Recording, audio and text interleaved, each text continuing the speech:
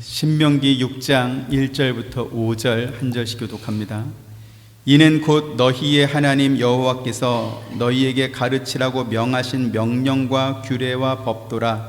너희가 건너가서 차지할 땅에서 행할 것이니 곧 너와 내 아들과 내 손자들이 평생에 내 하나님 여호와를 경외하며 내가 너에게 명한 그 모든 규례와 명령을 지키게 하기 위한 것이며 또 내 나라를 장구하게 하기 위한 것이라.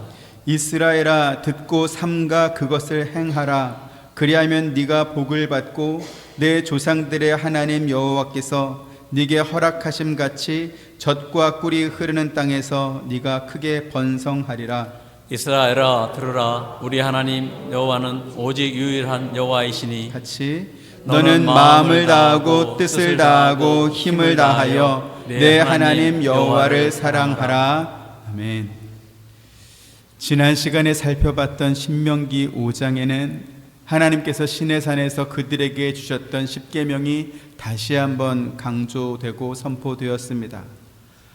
하나님께서 그들에게 주셨던 십계명과 율법은 그들이 애굽에서 거주할 때 주어진 것이 아니고 애굽을 떠나서 십계명에 도착했을 때 주어졌다, 이렇게 말씀드렸습니다. 무슨 뜻입니까? 그들이 십계명과 율법을 잘 지킨 보상으로 애굽에서 구원받은 것이 아니라 그들이 하나님의 백성이 되었기 때문에 이제 지켜야 할 법이 생겼다라는 것입니다. 그들이 애굽에서 노예로 살 때는 애굽 왕이 어떤 부당하고 가혹한 명령을 내려도 그 명령에 복종할 수밖에 없었습니다. 심지어 애굽 사람들이 고된 노동을 하는 이스라엘 백성을 이유 없이 때려도 부당한 폭력에 대항할 수도 없었고 그들을 보호해줄 법적 권리도 없었습니다. 게다가 그들이 노예로 일한 수고의 열매는 모두 애굽 왕 바로와 또 애굽 사람들이 가져갔습니다. 그리고 그들에게는 생계를 위한 최소한의 양식만 제공될 뿐이었지요.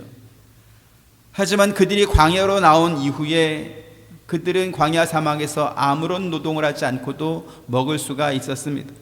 하나님께서 먹을 양식과 물을 주셨기 때문이고 고기가 먹고 싶다라고 하면 메추라기 떼를 보내주셨기 때문에 그렇습니다. 그들이 입었던 옷이나 신발도 헤어지지 않았습니다. 그들의 안전을 보호할 튼튼한 성과 군대가 없었어도 하나님께서 그들을 보호하셨기 때문에 주변의 족속들이 오히려 이스라엘 백성을 두려워했습니다. 여호수아 2장 8절부터 10절 봅니다. 또 그들이 눕기 전에 라합이 지붕에 올라가서 그들에게 이르러 말하되 여호와께서 이 땅을 너희에게 주신 줄을 내가 아노라. 우리가 너희를 심히 두려워하고 이 땅 주민들이 다 너희 앞에서 간담이 녹나니 같이 이는 너희가 애굽에서 나올 때에 여호와께서 너희 앞에서 홍해의 물을 마르게 하신 일과 너희가 요단 저쪽에 있는 아모리 사람의 두 왕 시온과 옥에게 행한 일 곧 그들을 전멸시킨 일을 우리가 들었음이니라. 라합이 정탐꾼들에게 한 말을 들어보면 이스라엘 백성이 40년 전에 애굽에 나올 때부터 하나님께서 그들을 위해서 어떤 일을 행하셨고 또 그들이 어떠한 보호를 받으며 살았었는지 이 가나안 족속이었던 라합이 더 잘 알고 있었다라는 것을 확인할 수 있습니다. 라합이 만나서 대화하고 있는 이 정탐꾼들은 38년 전에 모세가 각 지파에서 한 명씩 선발해서 정탐하러 보냈던 12명의 정탐꾼과는 다른 사람들입니다. 38년 전에 가나안 땅을 정탐했던 12명의 정탐꾼들은 가나안 족속의 겉모습만 보고서 간이 쪼그라 들어가지고 자기들은 가나안 땅을 능히 정복할 수 없을 것이다, 이러한 부정적인 보고를 했었지요. 그리고 그 땅 들어가는 것을 포기했습니다. 하지만 라합은 정탐꾼들에게 전혀 다른 새로운 말을 지금 하고 있습니다. 무엇입니까? 이스라엘의 여호와 하나님께서 자기 백성을 위해서 어떤 일을 행하셨는지 자기들이 다 듣고 알고 있었다라는 것입니다. 라합의 말은 거기서 끝나지 않았습니다. 2장 11절 같이 또 읽습니다. 시작. 우리가 듣자 곧 마음이 녹았고 너희로 말미암아 사람이 정신을 잃었나니 너희의 하나님 여호와는 위로는 하늘에서도 아래로는 땅에서도 하나님이시니라. 네. 38년 전에 가나안 땅을 정탐하고 돌아갔던 그 정탐꾼들은 그 땅 사람들은 거인의 후손이어서 그들 보기에 자기들은 마치 메뚜기 같았을 것이다 그러면서 스스로를 비하했습니다. 그런데 라합은 뭐라고 말합니까? 이스라엘 백성들 때문에 자기들의 마음이 녹았다 말합니다. 심지어 하나님께서 편드시는 그들이 무서워서 정신을 잃을 정도였다 이렇게 또 말하고 있습니다. 가나안 족속들은 이스라엘과 함께 하시는 하나님의 능력을 객관적으로 듣고 그 하나님을 두려워했지만 그 모든 은혜를 받았던 이스라엘 자손은 하나님을 너무나 몰랐던 것입니다.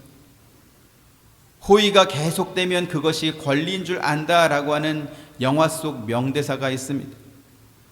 하나님께서 이스라엘 자손에게 조건 없는 은혜를 계속 베풀어 주었더니 그들은 자기들이 마치 대단한 사람이기 때문에 그러한 권리를 누리는 것으로 그렇게 생각했던 것이지요.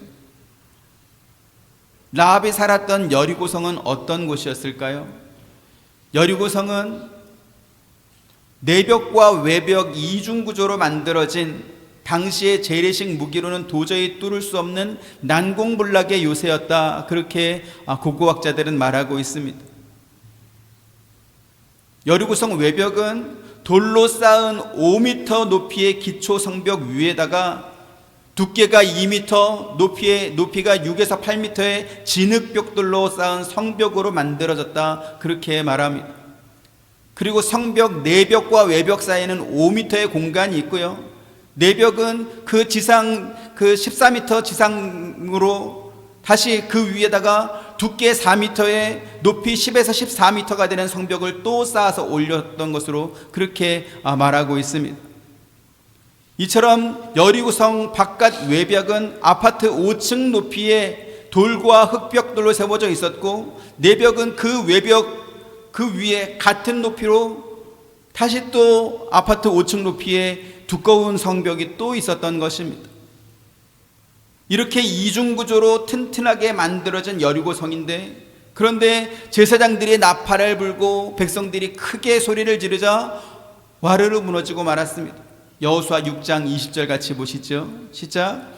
이에 백성은 외치고 제사장들은 나팔을 불며 백성이 나팔 소리를 들을 때에 크게 소리질러 외치니 성벽이 무너져 내린지라. 백성이 각기 앞으로 나아가 그 성에 들어가서 그 성을 점령하고 커다란 돌과 흙벽돌로 쌓은 그 성벽의 두께가 2m에서 4m나 될 만큼 튼튼하게 높이도 외벽은 14m 내벽은 28m 되는 그 큰 성벽이 나팔 소리와 목소리만으로 무너진다면 그러면 그 소리가 얼마나 컸을까요?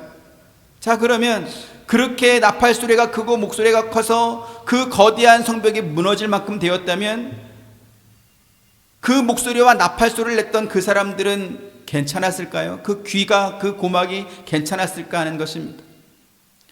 사람의 고막이 터지지 않을 정도의 소리였다면 그 정도의 소리에 돌과 벽돌로 쌓은 그 성벽이 무너지진 않았을 것입니다. 반대로 사람의 목소리와 그 나팔 소리가 너무 커서 성벽이 무너질 만큼 그렇게 소리가 컸다면 그 자리에 있었던 이스라엘 백성들의 고막은 다 터져가지고 귀머거리가 되고 말았을 것입니다. 그런데요, 여리고성은 그 소리에 무너졌고 사람들은 아무 이상이 없었다라고 한다면 그 일은 사람이 한 것이 아니고 하나님께서 하셨다라는 사실을 부인할 수 없을 것입니다. 그래서 여리고성이 무너진 이 사건은 라합이 그 정탐꾼들에게 여호와께서 이 땅을 너희에게 주신 줄을 내가 아노라, 우리가 너희를 심히 두려워하고 라고 말했던 것과 정확하게 일치합니다. 라합처럼 하나님의 은혜 바깥에서 사는 사람들은 이스라엘 백성들이 얼마나 큰 은혜를 받고 살고 있는지 너무나 잘 알고 있었습니다. 이스라엘 백성이 아무것도 없는 광야 사막에서 40년을 지낼 수 있었던 것이 그들 스스로 거주할 환경을 또 여건을 잘 만들어서 그렇게 해서 지냈던 것이 아님은 분명하기 때문에 그렇습니다. 왜 이스라엘 백성은 가나안 족속들과 주변 모든 나라와 사람들이 두려울 만큼 그렇게 하나님의 큰 사랑을 받았을까요? 그들 자신에게는 아무런 이유가 없습니다. 하나님께서 아브라함에게 난 후손을 당신의 백성으로 삼겠다라고 약속했기 때문이고, 그래서 그들은 그 은혜를 아무 조건 없이 그냥 그대로 받았던 것이죠.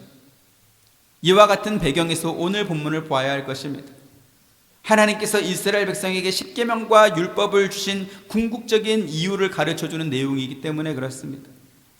왜 하나님께서 이스라엘 백성에게 십계명과 율법을 주셨을까요? 그들이 하나님의 백성이 되었고 하나님께서 허락하신 땅에 들어가서 살 것이기 때문에 그들은 하나님이 정하신 그 법을 지켜야 했을 것입니다. 하나님께서 오늘 본문뿐만 아니라 신명기 전체에서 이스라엘 백성들에게 너희가 율법을 삼가 듣고 그것을 행하면 너희가 복을 받고, 이 말씀을 반복해서 강조하고 있습니다. 그런데 이 말씀은 복받는 약속 이전에 그들이 하나님 나라의 백성이고 하나님께서 통치하는 나라에 살고 있기 때문에 그들이 하나님의 법을 지키며 사는 것은 너무나 당연한 이치입니다.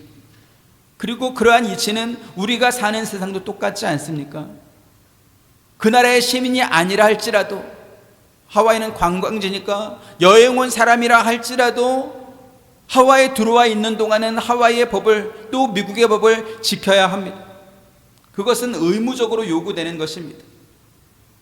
성경은 우리가 하나님의 자녀와 백성으로 부름받았으니 그분의 뜻을 따라 사는 것이 의무로 요구되는 것이다, 여기만 머무는 것이 아니고 그렇게 사는 것이 너희의 복이다, 이렇게 또 말씀합니다. 시편 1편 1절부터 3절 보시죠. 복 있는 사람은 악인들의 꾀를 따르지 아니하며 죄인들의 길에 서지 아니하며 오만한 자들의 자리에 앉지 아니하고 오직 여호와의 율법을 즐거워하여 그의 율법을 주야로 묵상하는도다. 같이 그는 시냇가에 심은 나무가 철을 따라 열매를 맺으며 그 잎사귀가 마르지 아니함 같으니 그가 하는 모든 일이 다 형통하리로다. 아멘. 시편 기자는 복 있는 사람이 시냇가에 심은 나무와 같다, 이렇게 말하고 있습니다. 나무가 뭘 잘해가지고 철을 따라 열매를 계속 맺는 것이 아니라는 것이죠. 시냇가에 심겨져 있으면 물과 양분이 계속 공급될 것이고 그 잎사귀는 마르지 않을 것입니다. 그것이 바로 나무가 누릴 수 있는 가장 큰 복 아니겠습니까?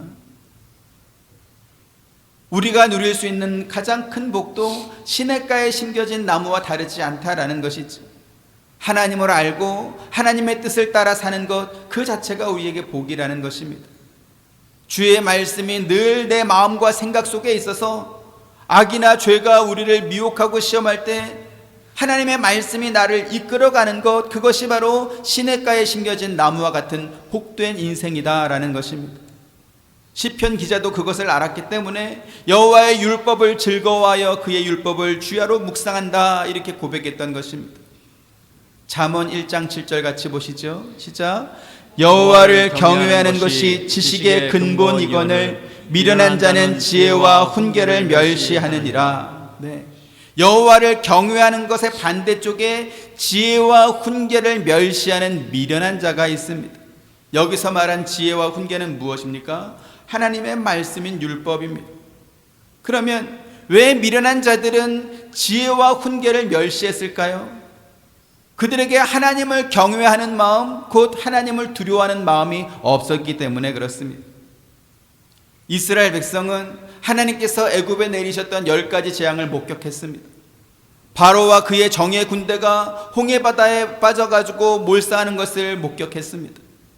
그들이 광야에 사는 동안 하나님께서 그 많은 기적을 통해서 그들에게 먹을 것과 마실 물을 내어주셨고 모든 것에 부족함이 없도록 공급해 주신 것도 그들은 경험했습니다.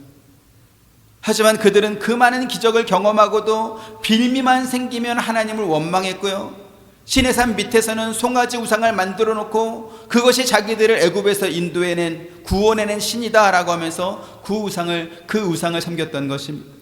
신명기 28장 58절 59절 봅니다. 네가 만일 이 책에 기록한 이 율법의 모든 말씀을 지켜 행하지 아니하고 내 하나님 여호와라 하는 영화롭고 두려운 이름을 경외하지 아니하면 여호와께서 내 재앙과 내 자손의 재앙을 극렬하게 하시리니 그 재앙이 크고 오래고 그 질병이 중하고 오래일 것이라. 네, 신명기 28장 말씀은 하나님께서 이스라엘 백성이 여호와 하나님의 말씀을 잘 듣고 순종하는 자에게 복을 주겠다라는 약속과 함께 그렇지 않은 자에게 내릴 저주와 화를 말씀해 준 내용으로 채워져 있습니다. 우리가 이 말씀에서 주목할 내용은 네 하나님 여호와라 하는 영화롭고 두려운 이름을 경외하지 아니하면이라고 한 말씀입니다. 지금 이 말씀은 이스라엘 백성이 여호와 하나님의 이름을 늘 경외하고 두려워했다라는 뜻입니까? 아니면 그렇지 않을 때도 있었다는 뜻입니까? 그렇지 않을 때도 있었다라는 것입니다. 김소월의 시 진달래꽃에 보면 나보기가 역겨워 가실 때에는 죽어도 아니 눈물 흘리우리다 라는 그러한 내용이 있습니다. 지금 이 말은 나보기가 싫다고 떠나신다면 나는 엄청나게 눈물을 많이 흘릴 거다 라고 하는 시인의 속마음을 반대로 표현한 반어법입니다. 우리가 누군가에게 어떤 내용을 강하게 강조할 필요가 있을 때 반어법을 사용하지 않습니까? 하나님께서 그렇게 지금 말씀하신 것입니다. 하나님은 이스라엘 백성이 벌받고 망하는 길로 가는 것을 원치 않으십니다. 그래서 그들이 어떻게 하면 복을 받게 될 것이고 어떻게 하면 화를 입게 되는지 그 모든 사례를 신명기 28장에 기록해서 가르쳐 주셨던 것이지. 너와 내 아들과 내 손자들이 평생에 내 하나님 여호와를 경외하며 라고 했습니다. 지금 이 말씀은 모세와 그의 아들과 그의 손자뿐만 아니라 그의 후손 대대로 그 어떤 사람이든지 화를 입지 않고 복을 받을 수 있도록 여호와를 경외하며 사는 법을 가르쳐 주라, 그러한 말씀이기도 합니다. 그래서 하나님께서는 더 충격적인 방법으로 그들에게 당신의 뜻을 이렇게 보이십니다. 신명기 5장 22절부터 27절, 여호와께서 이 모든 말씀을 산 위 불 가운데 구름 가운데 흑암 가운데서 큰 음성으로 너희 총회에 이르신 후에 더 말씀하지 아니하시고 그것을 두 돌판에 써서 내게 주셨느니라. 산에 불이 타며 캄캄한 가운데서 나오는 그 소리를 너희가 듣고 너희 지파의 수령과 장로들이 내게 나와 말하되 우리 하나님 여호와께서 그의 영광과 위엄을 우리에게 보이심에 불 가운데서 나오는 음성을 우리가 들었고 하나님이 사람과 말씀하시되 이 사람이 생존하는 것을 오늘 우리가 보았나이다. 이제 우리가 죽을 까닭이 무엇이니까 이 큰 불이 우리를 삼킬 것이요 만일 우리가 우리 하나님 여호와의 음성을 다시 들으면 죽을 것이라. 육신을 가진 자로서 우리처럼 살아계시는 하나님의 음성이 불 가운데에서 바람을 듣고 생존한 자가 누구니이까? 당신은 가까이 나아가서 우리 하나님 여호와께서 하시는 말씀을 다 듣고 우리 하나님 여호와께서 당신에게 이르시는 것을 다 우리에게 전하소서. 우리가 듣고 행하겠나이다 하였느니라. 아멘. 이스라엘 백성은 십계명과 율법을 주신 하나님께서 그들 앞에 불 가운데 구름 가운데 흑암 가운데서 큰 음성으로 나타나시자 큰 두려움에 떨었습니다. 그래서 그들은 모세에게 살아계신 하나님이 불 가운데서 말씀하신 그러한 음성을 듣고도 우리처럼 살아남은 사람들이 어디 있냐라고 말했을 만큼 그들 앞에서 말씀하시는 하나님의 목소리를 듣는 것만으로도 죽을 것 같은 공포를 느꼈습니다. 그러면 왜 하나님께서는 그들에게 그렇게 두려운 모습으로 나타나셨을까 하는 것입니다. 그들이 하나님이 통치하는 나라에 들어가서 살게 될 하나님의 백성이라는 사실을 잊지 않게 해주기 위해서 두려운 모습으로 나타났던 것입니다. 하와이는 프리웨이에 과속 차량을 단속하는 CCTV가 없습니다. 하지만 한국의 고속도로에는 정말 많은 과속 단속 CCTV가 있습니다. 고맙게도 그 스마트폰 앱을 켜놓고 운전을 하게 되면 그 CCTV가 설치된 집안 오기 전에 이렇게 경고를 해주기 때문에 대부분 운전자들은 단속에 걸리지 않고 속도를 줄이고 안전운전을 합니다. 카메라에 찍히게 되면 많은 벌금을 물게 되기 때문에 그 돈 내는 것이 두려운 것이지. 사람은요, 두려운 마음이 들지 않으면 법이나 질서를 잘 지키지 않습니다. 어른뿐만 아니라 어린아이도 다르지 않습니다. 초등학교로 들어가지 않은 유치원 다니는 그 3살, 4살 꼬맹이들은 질서를 잘 지키고 선생님 말을 잘 들을까요? 이제 몇 살 되지도 않은 그 아이들이 어떤 선생님이 무섭고 어떤 선생님이 만만한지 너무나 잘 압니다. 그래서 무서운 선생님이 있으면 말을 잘 듣지만 만만한 선생님이 있으면 얼마나 얄궂게 구는지 모릅니다. 그러면 그 아이는 왜 그렇게 얄궂게 행동할까요? 집에서 엄마가 아빠가 그걸 가르쳐줘서 그렇게 되는 걸까요? 그렇지 않습니다. 인간의 본성이 원래 그렇게 생겨 먹었기 때문에 그렇습니다. 아담과 하와가 자기들을 창조하신 하나님의 권위를 인정하지 않고 오히려 하나님처럼 되고 싶어서 선악과를 따먹지 않았습니까? 이처럼 창조주의 말조차 듣지 않는 인간인데 한낱 선생님의 그런 말을 들을 만큼 그렇게 인간의 마음이 착하지 않다는 것이죠. 그래서 두려운 마음이 들지 않으면 선생님 말을 듣지 않습니다. 인간의 도덕이나 양심은 최소한의 두려움이 있을 때 작동한다라는 것이죠. 제가 중학교, 고등학교 다닐 때만 해도 그 시절의 아이들은 선생님이나 어른을 두려워하는 그러한 마음이 있었습니다. 그래서 학교 건물 구석진 곳이나 골목 으슥한 곳에서 이렇게 모여가지고 담배를 피우고 있다가 선생님이 보이거나 아니면 어른들이 이렇게 나타나면 재빨리 담뱃불을 끄고 막 도망가고 그런 일이 있었습니다. 근데 요즘에는 그런 일이 없다 그래요. 학교 교칙에 담배 피우다 걸리면 그것이 반복되고 이렇게 되면 최대 퇴학까지 내릴 수 있는 그런 학칙이 있다고 합니다. 하지만 그것은 학칙에만 있고 실제로는 처벌하지 못한다라고 합니다.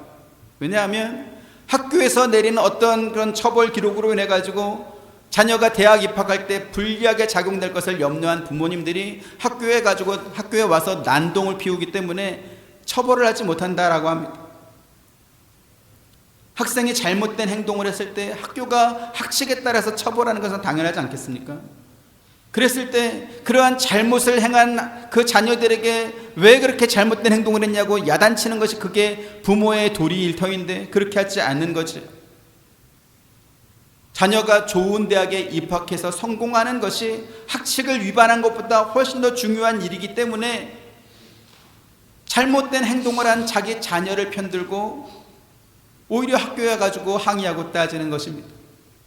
이러한 일들이 계속 반복되다 보니까 학교는 더 이상 학생들에게 두렵지 않은 곳이 되고 말았습니다. 학생이 어떤 잘못을 해도 부모가 와서 난동 몇 번 부리고 나면 그냥 덮어지는 사례를 여러 번 목격하다 보니까 이제는 학칙을 지키는 학생들이 오히려 순진해 보이는 그러한 지경에 이른 것입니다. 그러면 이러한 현상이 학교에만 있는 것 같습니까? 아니죠. 그렇게 자란 학생들이 사회에 나와서도 똑같이 행동하는 것입니다. 어떤 잘못을 하고 죄를 범했을 때 그것을 덮을 만한 힘을 갖는 것을 오히려 능력으로 생각하는 것입니다. 이처럼 돈이나 권력이 법을 자기 마음대로 사용해가지고 법이 제 기능을 하지 못하도록 만든다면, 그렇다면 법보다 구속력이 약한 양심이나 도덕은 설 자리가 없어지는 것입니다. 그 결과 양심이나 도덕을 지키며 산 사람들이 불편해지는 그러한 세상이 만들어지게 되는 것이죠. 사람들이 가장 안전하고 편안하게 살 수 있는 세상은 강력한 처벌 규정이 있는 법을 사용하지 않더라도 사람들 속에 있는 그 양심의 법만 사용해도 작동되는 그러한 세상일 것입니다. 하지만 세상의 양심과 도덕만으로는 유지되지 않기 때문에 배상이나 처벌 규정이 있는 법을 통해서 사람들의 탐욕과 이기심을 제어하는 것입니다. 그리고 그 법이 제 기능을 발휘하기 위해서는 죄를 범한 사람에게 엄정한 법의 처벌을 내리는 공의의 심판이 있다라고 하는 그 두려움이 사람들에게 있어야 비로소 그 법이 지켜질 것입니다. 왜요? 두려움이 제거된 법은 사람들의 잘못된 행동을 막을 수 없기 때문에 그렇습니다. 그런데 참 희한합니다. 오늘날 사람들은 두려움이라고 하는 이것을 부정적인 개념으로만 생각하는 그러한 경향이 많습니다. 그 두려움이 어떻게 사용되었는지는 살펴보지 않고 어떻게 사람에게 두려움을 줄 수 있냐? 그건 무조건 잘못된 것이다. 그렇게 단정 짓는 것입니다. 바꿔서 설명하겠습니다. 칼은 좋은 것입니까? 나쁜 것입니까? 칼 자체는 중립적인 개념입니다. 다만 그 칼이 누구의 손에서 어떤 용도로 사용되는지 따라서 그 결과가 다를 것입니다. 불은 어떻습니까? 불 역시 마찬가지입니다. 그것이 요리를 하는 도구로 사용되었다면 너무나 필요하고 좋은 것이 되겠지만 산불이나 화재처럼 모든 것을 태워버리는 불이 된다면 그 불이 있는 곳은 아마 재앙이 될 것입니다. 두려움 역시 마찬가지입니다. 그것이 어떻게 사용되었는지에 따라서 긍정적인 효과로 나타나기도 하고 부정적인 결과로 나타날 수도 있을 것입니다. 하나님께서 이스라엘 백성들에게 당신을 나타내 보이실 때 두려운 모습으로 나타냈다, 이렇게 신명기에서 말씀하고 있습니다. 그 이유는 무엇입니까? 그들이 하나님과 어떤 관계로 맺어졌는지 가르쳐 주기 위해서 두려운 모습으로 나타난 것입니다.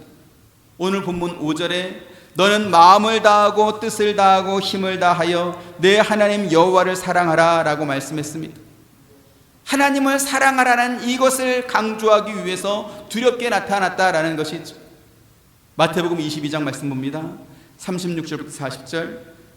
선생님, 율법 중에서 어느 계명이 크니이까? 예수께서 이르시되 내 마음을 다하고 목숨을 다하고 뜻을 다하여 주 너희 하나님을 사랑하라 하셨으니 이것이 크고 첫째 되는 계명이요 둘째도 그와 같으니 내 이웃을 내 자식같이 사랑하라 하셨으니 같이 이 두 계명이 온 율법과 선지자의 강령이니라. 아멘. 37절에 내 마음을 다하고 목숨을 다하고 뜻을 다하여 주 너희 하나님을 사랑하라 라고 한 이 말씀은 오늘 우리가 읽은 본문 말씀과 같은 내용을 설명한 것입니다. 마태복음에서 주 너희 하나님을 사랑할 때 어떻게 해요? 목숨을 다하고 라고 했습니다. 지금 이 말씀은 신명기에는 없는 내용이지. 그런데 목숨을 다하고 라는 말씀을 통해서 하나님을 사랑하라는 그 내용을 더욱더 강조하고 있습니다. 사랑이 무엇입니까? 진실한 사랑을 하면 사랑만큼 두려운 것이 없습니다. 자기가 사랑하는 대상을 실망시킬 수 없고 그 사랑하는 사람 눈 밖에 나가는 것이 두렵기 때문에 그렇습니다. 사랑하는 사람이 화를 내면 세상을 잃어버린 것 같고 그 사람이 좋아하는 모습을 보면 세상을 다 얻은 것 같은 그러한 마음이 들지 않습니까? 그래서 그 사랑을 평생 유지하고 싶어서 그래서 현재 배우자와 결혼한 것 아닙니까?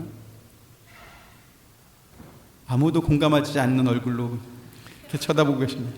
저만 그런 걸로 이렇게 하겠습니다. 성경에 주 너희 하나님을 사랑하라 라고 하면서 주 너희 하나님을 경외하라, 두려운 마음으로 섬기라, 이러한 말씀이 늘 같이 나오는 이유가 여기에 있습니다.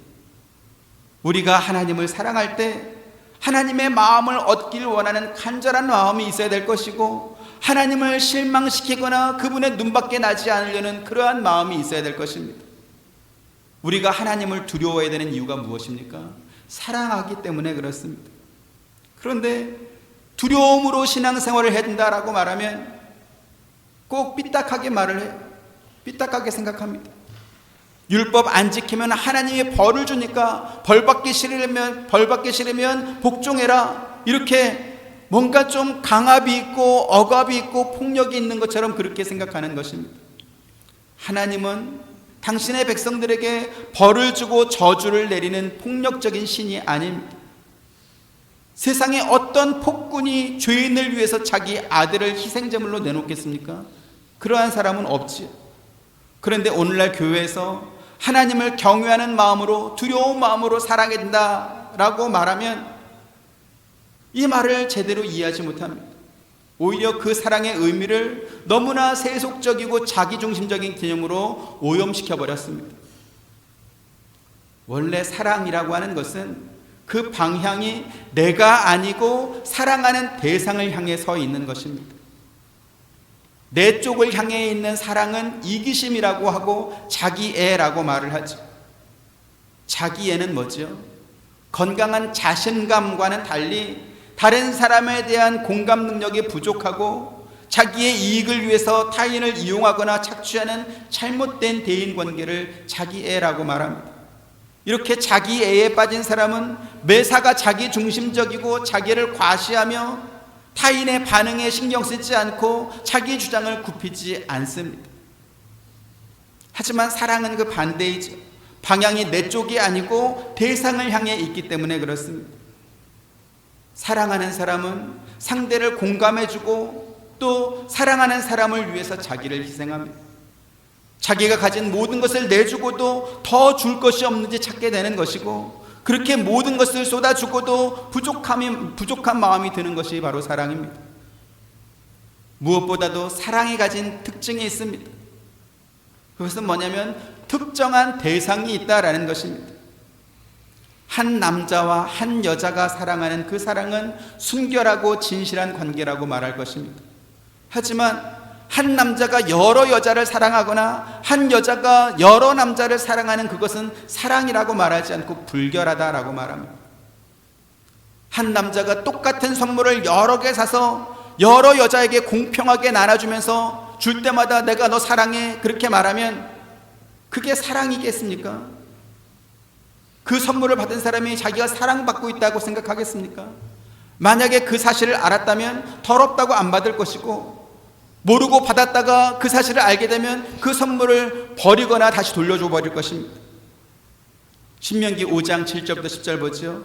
나 외에는 다른 신들을 네게 두지 말지니라. 너는 자기를 위하여 새긴 우상을 만들지 말고 위로 하늘에 있는 것이나 아래로 땅에 있는 것이나 땅 및 물속에 있는 것이 어떠한 형상도 만들지 말며 그것들에게 절하지 말며 그것들을 섬기지 말라. 나 내 하나님 여호와는 질투하는 하나님인즉 나를 미워하는 자의 죄를 갚되 아버지로부터 아들에게로 3, 4대까지 이르게 하거니와 나를 사랑하고 내 계명을 지키는 자에게는 천대까지 은혜를 베푸느니라. 네, 나 외에는 다른 신들을 내게 두지 말라라고 했습니다.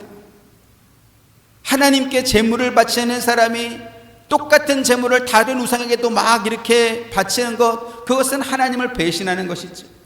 사랑이 무엇입니까? 사랑하는 대상을 배신하지 않는 것이 그 첫 번째 조건일 것입니다. 하나님과 이스라엘의 관계는 서로 자기가 원하는 조건을 꺼내놓고 협상하면서 그 조율하는 어떤 사업적인 관계가 아닙니다. 사랑하는 관계라는 것이죠. 신명기 4장 37, 38절 여호와께서 내 조상들을 사랑하신 고로 그 후손인 너를 택하시고 큰 권능으로 친히 인도하여 애굽에서 나오게 하시며 너보다 강대한 여러 민족을 내 앞에서 쫓아내고 너를 그들의 땅으로 인도하여 들여서 그것을 내게 기업으로 주려 하심이 오늘과 같으니라. 네, 하나님께서 이스라엘을 당신의 큰 권능으로 인도해서 애굽에서 나오게 하신 이유가 무엇인가? 그들의 조상 곧 아브라함과 이삭과 야곱을 사랑했기 때문이라고 말씀하고 있습니다. 다시 말씀드려서 하나님과 이스라엘은 그들의 조상 때부터 특별한 사랑의 관계로 맺어진 분명한 대상이 정해져 있는 그러한 관계였다라는 것입니다. 하나님께서는 애굽 사람들에게 우상을 섬기지 말라 그러한 요구를 하지 않았습니다. 가나안 사람이나 에돔 사람이나 모압이나 암몬 사람들에게 우상을 만들지 말라 그러한 요구하지 않았습니다. 오직 이스라엘 백성들에게 우상을 너희 마음에 두지 말고 그것을 만들어 섬기지 말라라고 말했습니다. 왜 그렇습니까? 하나님과 이스라엘 백성은 사랑으로 맺어진 관계였기 때문에 그렇습니다. 하지만 이스라엘 백성은 그 특별한 관계의 순수성을 지키지 않았습니다. 음란하고 부정한 사람처럼 하나님과 맺어진 그 사랑을 배신하고 우상을 섬긴 것입니다. 사사기 2장 8절부터 13절 봅니다.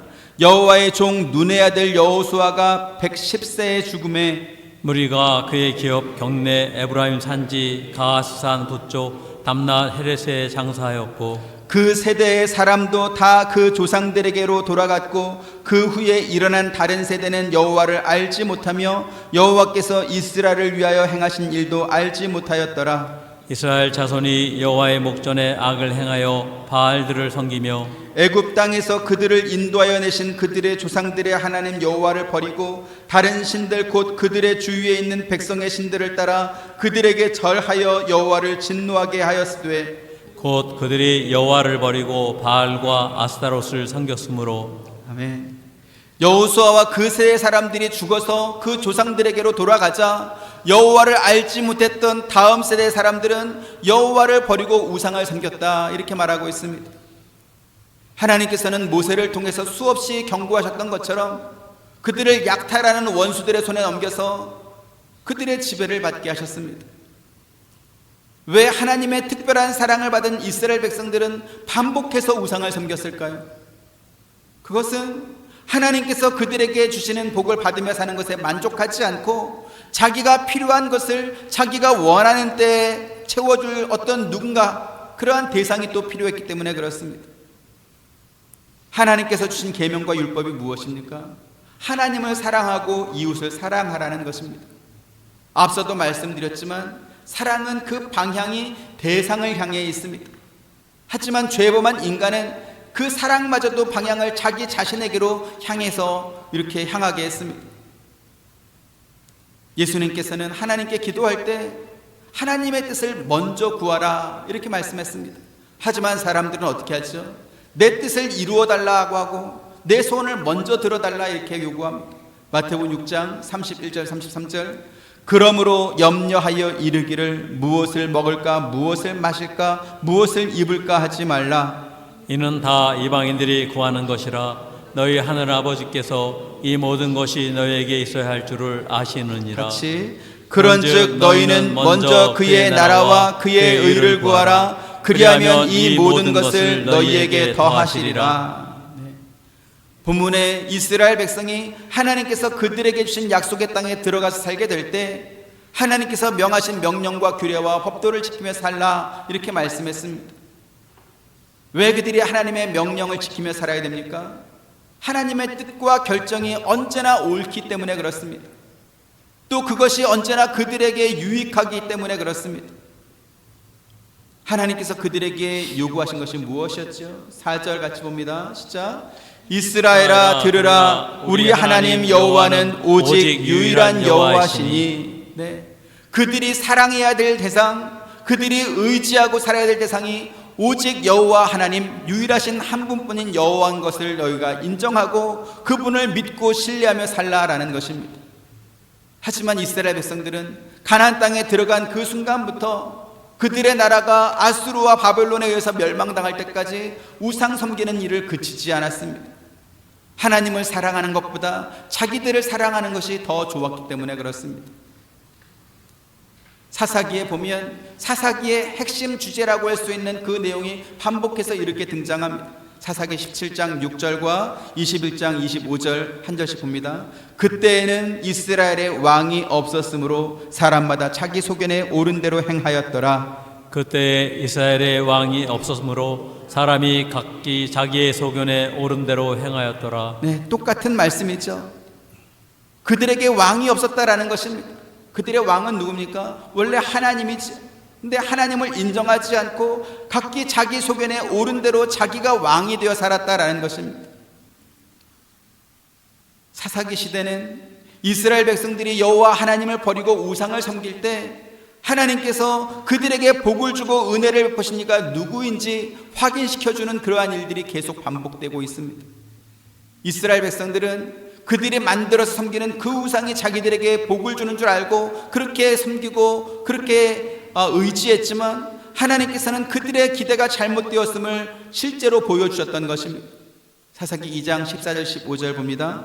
여호와께서 이스라엘에게 진노하사 노략하는 자의 손에 넘겨주사 그들이 노략을 당하게 하시며 또 주위에 있는 모든 대적의 손에 팔아 넘기심에 그들이 다시는 대적을 당하지 못하였으며 그들이 어디로 가든지 여호와의 손이 그들에게 재앙을 내리시니 곧 여호와께서 말씀하신 것과 같고 여호와께서 그들에게 맹세하신 것과 같아서 그들의 괴로움이 더 심하였더라. 네.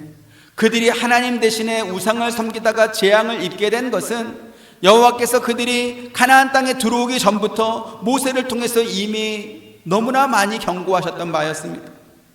하지만 하나님께서 모세와 여호수아를 통해서 수없이 경고했어도 그들은 여호와 하나님을 두려워하는 마음이 없었고 오직 자기 자신만을 위해 살았습니다. 결국 매를 맞고 심하게 고초를 겪은 후에야 또 회개하고 하나님께 돌아왔던 것이죠. 하나님은 사랑이 많으신 분이어서 당신의 백성이 괴로움을 당하는 것을 참아보지 못하시고 사사들을 세워서 그들을 구원하게 하셨습니다. 하지만 이스라엘 백성의 회개는 오래가지 않았습니다. 사사가 살면서 그들이 하나님을 떠나지 못하도록 붙잡고 있는 동안에는 하나님을 잘 섬겼지만 그 사사들이 죽으면 다시 우상을 섬기다가 또다시 벌을 받는 일이 계속 반복되는 것입니다. 그렇게 사사기는 12명의 사사가 약 350년 동안 활동하면서 그러한 일들이 계속 반복되고 있음을 보여주는 그러한 책입니다.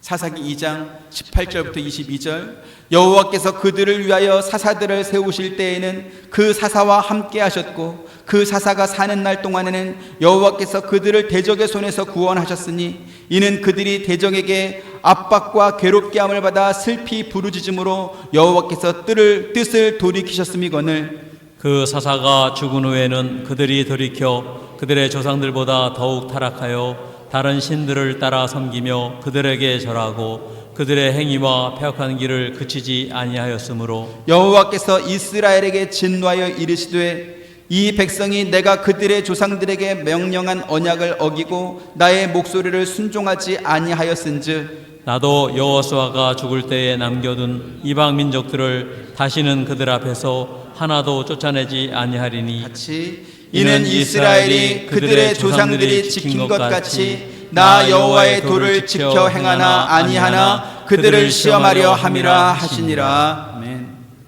성경의 역사는 하나님을 배신하고 반역한 죄범한 인간의 역사입니다.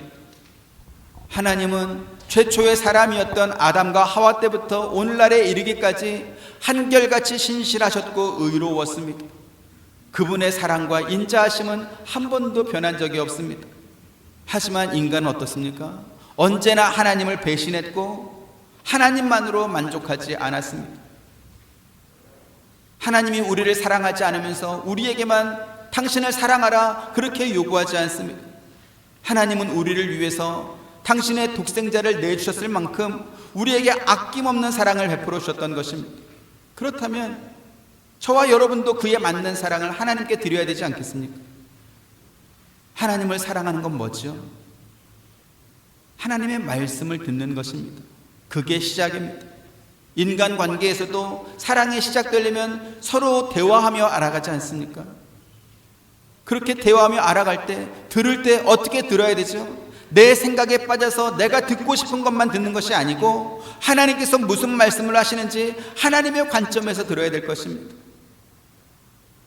그래서 올바른 믿음은 내 요구만 잔뜩 가져와서 하나님께 달라고 요구하는 것이 아니라 주여 말씀하옵소서 내가 듣겠나이다. 그렇게 하나님 말씀을 듣는 것부터 시작인 것입니다. 2026년 한 해 저와 여러분들이 하나님을 사랑하는 이 일에 부요해지기를 주님의 이름으로 축원드립니다. 그 시작은 하나님 말씀을 듣는 것부터 시작되는 것이고 대상이 특정된 오직 하나님 한 분으로 만족하는 그러한 자족하는 마음부터 우리 마음속에 있어야 될 것입니다.